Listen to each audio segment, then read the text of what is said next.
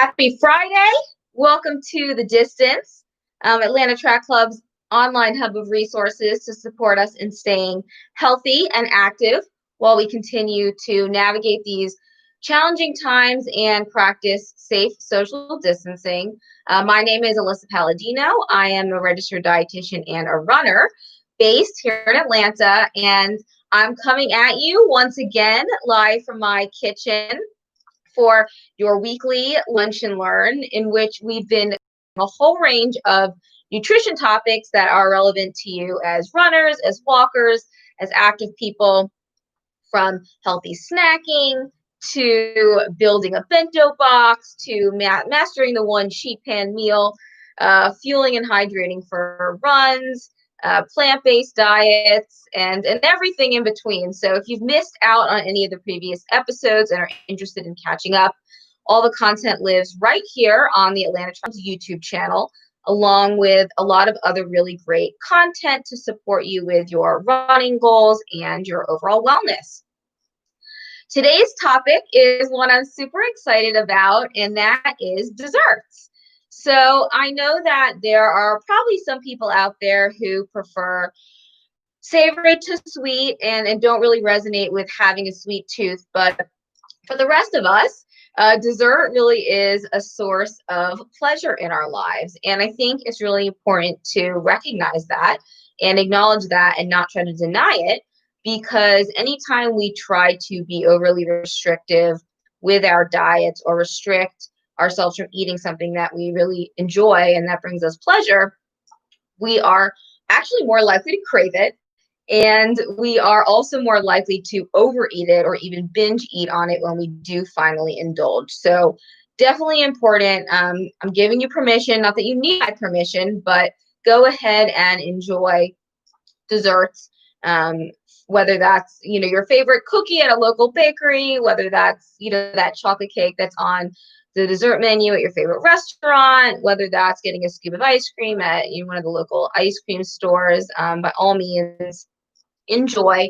And typically for us dessert lovers, the real thing is usually more satisfying than any attempt at doing like a lightened up version or a healthier version of that dessert, especially if it's something that's fat free or sugar free.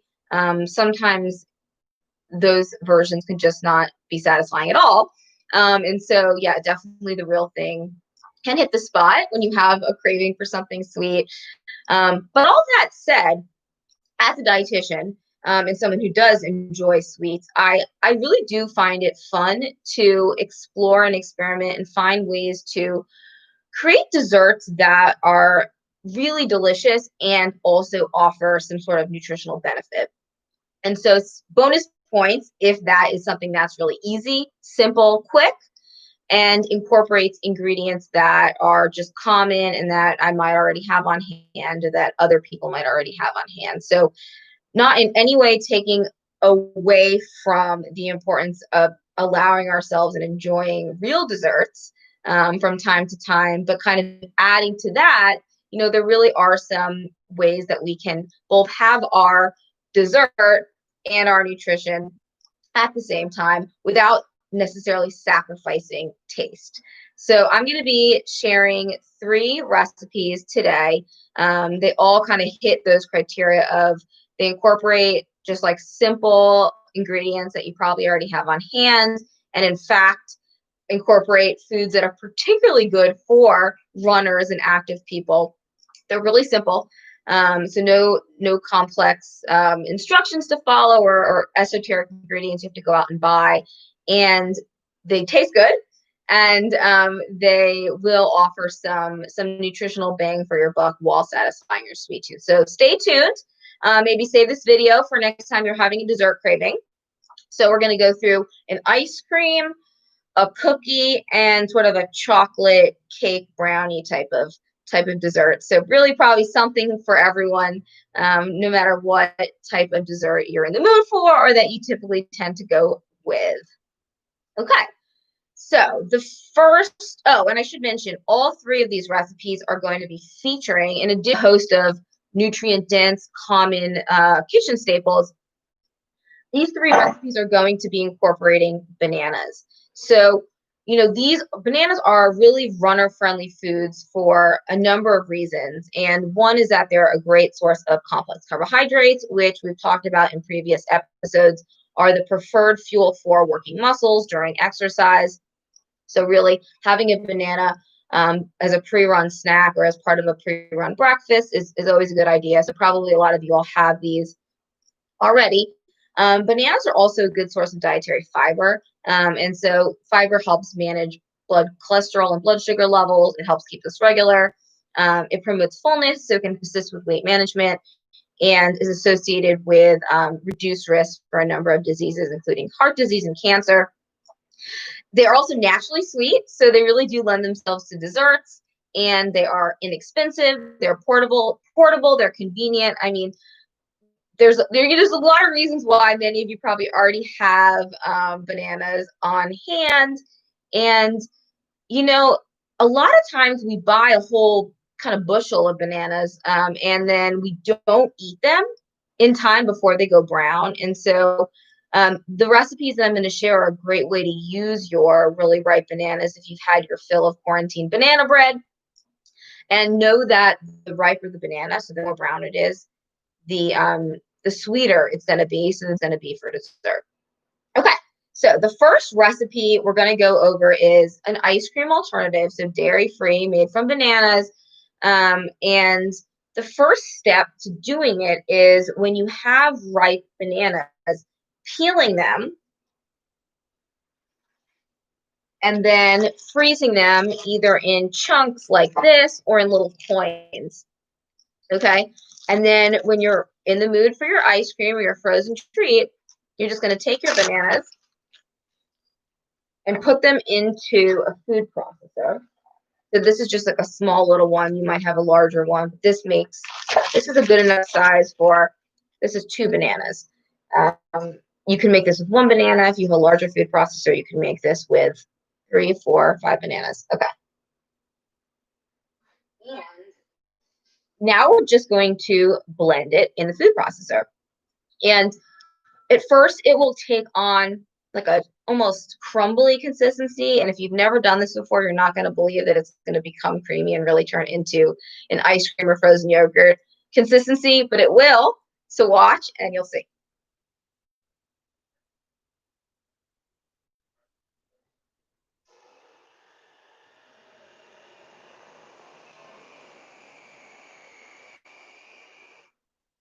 So I'll show you in progress. As you can see, it's sort of like this crumbly texture right now. Keep blending.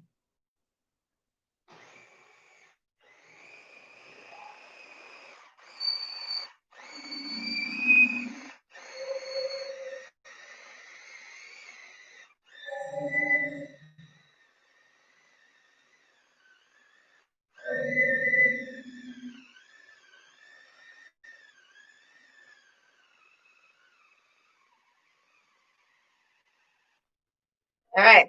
So as you can see, it's sort of getting closer to that creamy consistency.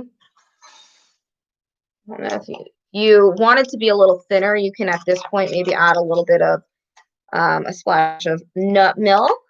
And especially if you're going to add any toppings, you're going to want to add some sort of liquid. But as you can see, we've got, I don't know if you can really tell, but it's a nice creamy ice cream or frozen yogurt-like consistency. I'm going to blend it up just a little more.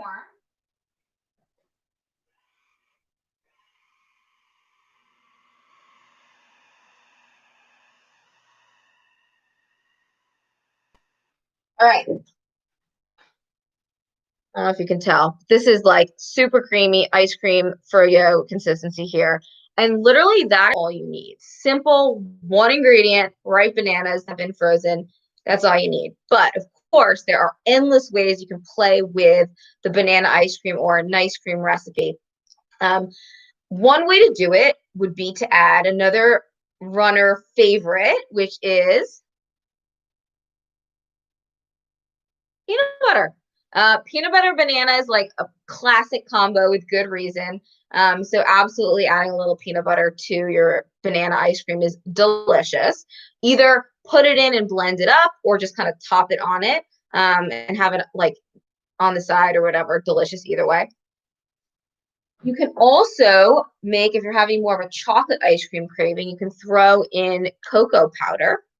In which case I probably would add just a little bit of some sort of liquid, because this is a dry ingredient and it will dry out the ice cream otherwise. You can also do chocolate and peanut butter together, because that's, of course, another great combination. Another thing I like to do with banana ice cream is to add a protein powder. So like either a whey casein-based protein powder or a plant-based protein powder, vanilla or chocolate. That way, actually, your banana ice cream could be a really perfect post-run recovery snack, like we talked about last week. When you're really hot, it can reduce your appetite, but you still want to get in that post-workout nutrition. So having the carbs from the banana and the protein from the protein powder, plus it's going to be refreshing and cold and delicious, good option there. And then again, with the protein powder, because it's a dry ingredient, I would add a little bit of a nut milk to keep that consistency of the banana ice cream nice and creamy. And one other option that I've just really think is delicious is to make like an oatmeal raisin cookie type of banana ice cream. And so in that case, you would blend in some vanilla extract, some oats, some cinnamon, and then throw in some raisins after it's all blended up, and then probably a splash of nut milk, just again, because you're adding ingredients. And that is really delicious. So hopefully some of you have bananas becoming brown on your kitchen counter as we speak. So peel them, cut them into chunks, freeze them, and then tonight or later this weekend or next week, blend them up and make some banana ice cream. You're welcome. All right. So that's if you're hankering for ice cream. But sometimes we might want a cookie. And again, with their bananas, they are going to add a natural sweetness and a nice consistency. So we can actually use them to make a healthier cookie. The base for the cookies that I'm going to demo are, again, very simple. 3 ingredients. Oats, a mashed banana, which I pre-mashed because magic of live TV, and peanut butter. So this is a creamy peanut butter. I think for this recipe, one that's a little bit drippier is going to work better than more of a solid peanut butter. You might want to melt more of a solid peanut butter if you're using that. So those are the 3 base ingredients. We're going to combine them to make the dough. So oats, this is a cup of oats, just old-fashioned oats, although you can use quick oats. This is 1 large banana blended up in a food processor. You could also probably just do 2 really small bananas. That's what we have so far. And finally, a 1/4 cup of peanut butter. So 1 cup oats, 1 banana, 1/4 cup peanut butter.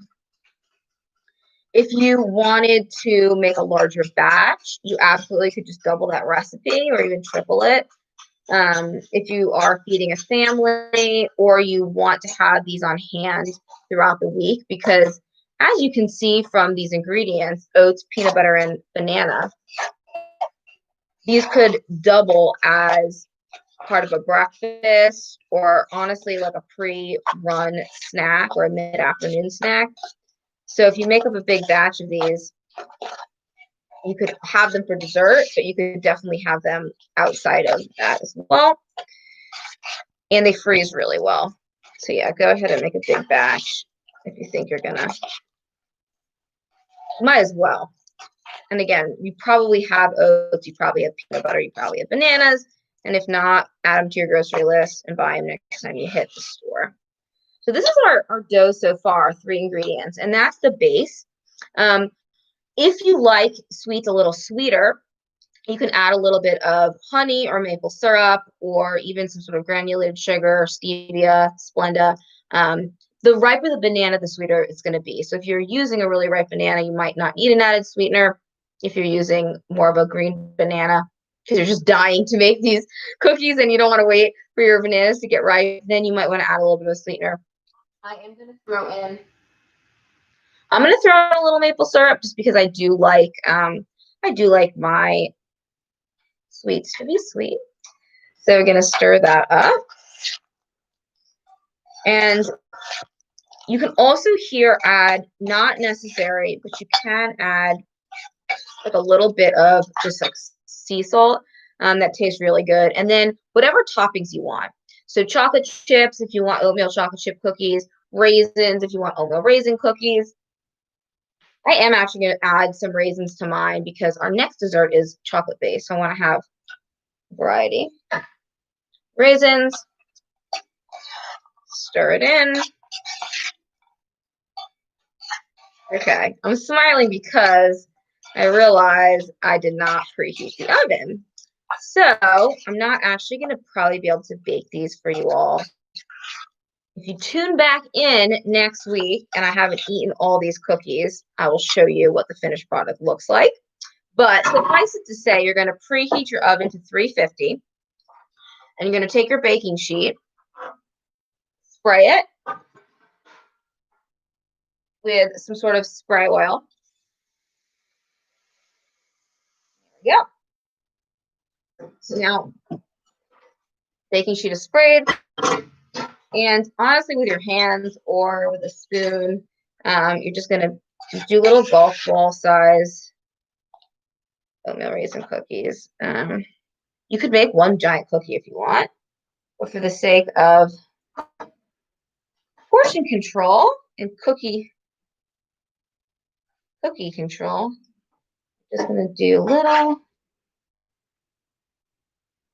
You can't see what I'm doing, so I'm going to hold up my sheet. You can see these are not very neat. I often like to say, I'm a dietitian, I'm not a chef. There are dietitians who are also chefs. That is not me. So I can tell you all about how nutritious these are for you. We know the banana, which I didn't mention actually. One of the great things about bananas, I talked about them being a source of complex carbs. I talked about them being high in dietary fiber. Like all fruits and vegetables, they're a great source of antioxidants and vitamins and minerals. And bananas are particularly high in potassium. So that is a mineral, and it's one of the electrolytes that we lose in sweat when we're outside running or biking or getting any kind of exercise. So we do want to replenish potassium, and bananas are a great way to do that. Now in this recipe, we also are using peanut butter. And like I've talked about in previous weeks, peanut butter is a really good source of healthy fat, which keeps us satisfied. And it also contains a little fiber, a little protein, and some micronutrients, including vitamin E and zinc, which are both also antioxidants that support a healthy immune system. So peanut butter is great. And then, of course, we have our oats. Soluble fiber, complex carbs, B vitamins, a little protein, good stuff. So those are the cookies. I'll put them in the oven just for the sake of it, although it's not heated right now. All right, and I guess I can turn it on. All right, so cookies are in. Again, if you tune back in next week, I'll try to save one and show you what the finished product looks like. And now we're going to move on to our final recipe, which if you are a chocolate lover like me, you're going to love this. And this recipe, okay, so it's going to be like a little individual portion, quick microwavable chocolate cake. Kind of like a mix between a chocolate cake and a brownie. 3 simple ingredients, designed for one person and perfect for if you want that warm homemade chocolate cake experience, randomly one evening, and you don't want to go and buy or bake a whole cake. So you could also, like any of these recipes, you can multiply it if you want more chocolate cake, but I'll show you the amounts that are needed for just one. And this also can go in the oven, but I'm going to do it in the microwave. So we'll start with, once again, our key ingredient is going to be the blended banana. So this is just one banana, and it's a nice ripe one. So let's see, I might just make this directly in the bowl that I'm going to microwave it in. So first I'm going to spray the bowl just in case it sticks. So that's just a little canola oil. Now I'm going to add the banana, the mashed banana. And in this recipe, kind of like all of these recipes actually, there's no required added sweetener. So really, it's the banana that's adding the sweetness. So like with all fruit, there's natural sugar, but you're also getting fiber and all those beneficial micronutrients and antioxidants. So we never need to fear the sugar that's in fruit, even though yes, of course, it does have sugar, and that's what makes it sweet. So banana. The next ingredient is going to be this cocoa powder, which is just this good old fashioned cocoa powder. This is not sweet. This is the dark one, but you could definitely just use the regular one as well. It's still going to be delicious. And cocoa powder is really high in antioxidants. So, like you've probably heard, dark chocolate is a good for you. I mean, it's still dessert, but 100%, like we're talking about, can you satisfy your sweet tooth and also reap some nutritional benefits? Yes, definitely with dark chocolate, and especially with dark cocoa powder, because there's no added sugar, there's no added milk or butter or anything. It's just the cocoa. So far we've got 1 banana and we've got a 1/4 cup of cocoa powder. And so I'm going to stir that up, and it's going to become nice and fudgy, really fudgy. And there's just one more ingredient to make this a go, and that is going to be an egg. So eggs we talked about protein a few weeks ago. Eggs are an excellent complete protein source. They have all the amino acids, which are the building blocks for protein that our bodies need to then build and repair our muscles and our tissues. They're also peanut butter and oats, simple staple items that are pretty inexpensive. Each egg has about 6 grams of protein, and the yolk is a great source of important nutrients like vitamin D, which is important for bone health and even helps with depression and weight management and the immune system. It's also a great source of choline. So talking about desserts with some nutritional benefits, the egg is there. And now if you are following a vegan or a plant-based diet, there's ways that you can mimic an egg in baking using flax. So they call it a flax egg, and you just combine flax with water. There's a specific ratio that I can't remember off the top of my head, but you can use that in the place of an egg. You have to let it kind of congeal first, and then you can use it in baking. So yes, if you'd like to try to recreate this and you're egg-free, you can make a flax egg, and you can still make your chocolate cake that way. Okay, so sort of like with putting protein powder in the banana ice cream, between the banana and the egg, we actually have a nice balance of carbs and protein in this little chocolate cake here. Okay, so here we have the option of adding a sweetener or not. Again, I kind of like my sweet, so I would probably add a little bit of stevia to this, or even maple syrup. But I think for today, I'm going to make sure it's all nice and mixed up. Can you all see that? It's super, super fudgy. And that's really all you need to make the cake, those 3 ingredients. So cocoa powder, banana, and egg. If you want to add chocolate chips here, or M&Ms, or nuts, so pecans or walnuts, if you're someone who likes nuts in your brownies, you might like nuts in this cake. I'm going to throw the chocolate chips in after it cooks. So typically with this, I'll do 60 seconds in the microwave. So let's try that.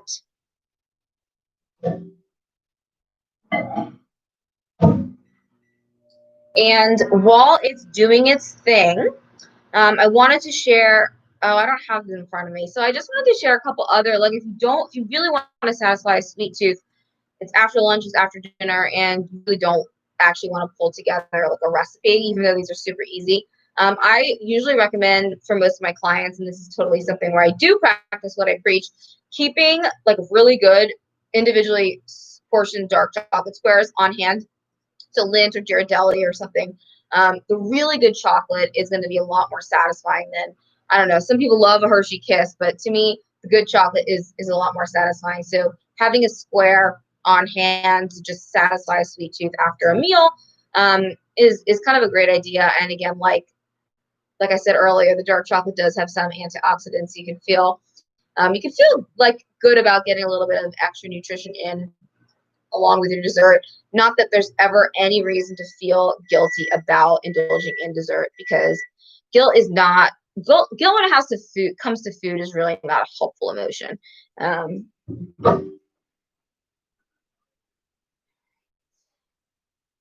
So it's not quite there yet. I'm going to stir it up, give it a few more seconds, probably because I use sort of a deep bowl. If you use more of a shallow dish for this chocolate cake, it would probably not have this mushy salt center. Although I have to say, in my opinion, I would still probably enjoy it that way. Although, there's an egg in there, so we've got to think about the food safety as well. So yeah, 3 ingredients: cocoa powder, mashed banana, egg, chocolate cake, 4-1, ready to go. Top it with some banana ice cream, and there's nothing like it. Well, there is brownie a la mode, but this is a little bit of a healthier version where you can satisfy your sweet tooth and get some nutritional benefits as well. All right, it's coming along. So there we go. It's still a little bit, as you can see, a little bit gooey. So I might put it in there for another 10 seconds or so, or again, just kind of use a shallower dish. But I like it a little soft and gooey. So those are my three recipes. I would love to encourage any of you who have bananas on your kitchen counter right now that are getting brown. Try one of these recipes out today or this weekend. Again, for the banana ice cream, all you really need is bananas, peel, freeze, blend, and then add whatever toppings you want, such as peanut butter, cocoa powder, cinnamon, oats, raisins, cocoa, whatever. You have fun with it. Oh, I have one more idea for you. So for the banana ice cream, you can also blend in other frozen fruit. So that's actually really delicious. So blueberries, strawberries, mixed berries, blend the frozen fruit right in there along with the banana, and you're going to get more of like a sorbet, but it's going to have that creaminess because of the banana. So that's a really good one. For the cookies, oats, peanut butter, banana, 3 ingredients. Optionally add a sweetener, optionally add raisins, optionally add chocolate chips, optionally add cocoa powder. And those cookies will double as a breakfast or as an afternoon snack or as a pre-run snack. So make a big batch, freeze some, super kid friendly. Put them in a Ziploc bag and carry them with you to any kind of activity that you might be doing these days. And then finally, the chocolate cake. Microwave chocolate cake for 1. Top it with some banana ice cream, and explosion of deliciousness in your mouth while also having some nutritional benefits.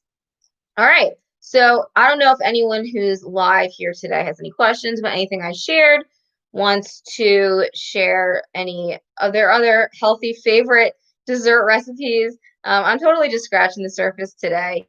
Again, I think it's really fun to experiment with recipes and find ways to create desserts that are delicious but also nutritious.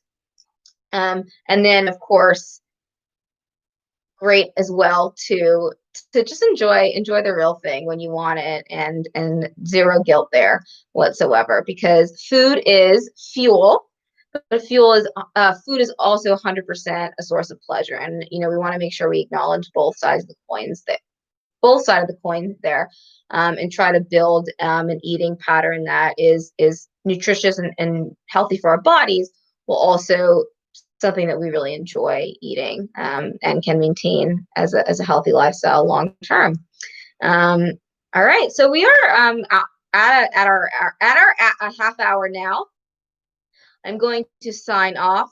I hope that some of you will try one, if not all three of these dessert recipes, and let me know next week if you come back what you think.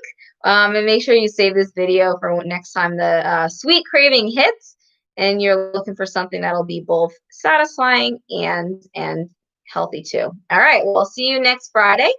And thanks for watching.